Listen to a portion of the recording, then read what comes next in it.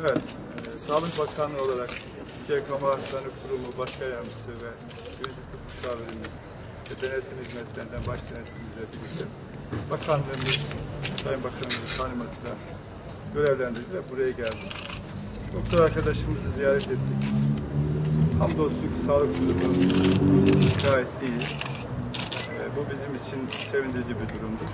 Biz sağlık çalışanlarına 24 saat hizmet veren, fedakarlıkla çalışan, bütün yaşantımızdan özveride bulunarak ailemizden, kendi yaşantımızdan sağlık hizmetini sunmaya çalışıyoruz. Ve gerçekten bu sağlık hizmetini sunuyorken sağlıkla şiddetin yan yana gelmesinden de çok üzülüyoruz. Yaşanan bu hadise hem buradaki tüm sağlık çalışanlarımızı ve Türkiye'deki tüm sağlık çalışanlarımızı üzmüştür.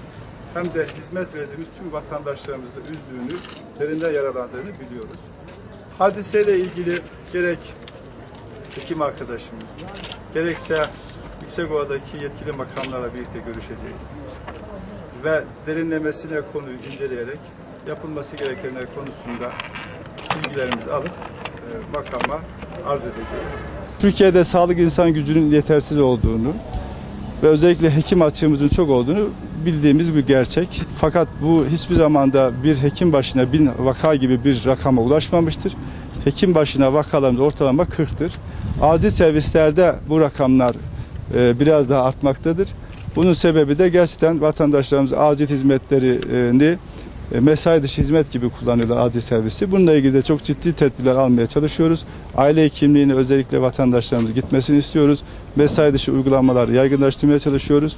Ve vatandaşlarımızın hizmetlerini, taleplerini acil servis yerine diğer hizmet birimlerinde almaları noktasında çalışmalar yapıyoruz. Ama hiçbir zaman hiçbir hekimimize günde 1000 tane hasta baktırdığımız bir yer yoktur. Acil nöbetlerinde özellikle. Acil nöbetler dahil 1000 hasta bakan hekimimiz yoktur. Ama 40-50 civarındadır hasta bakımı. Ancak acil servislerde bu sayı biraz daha artabilir. Ama yüzleri aşan bir sayı yoktur.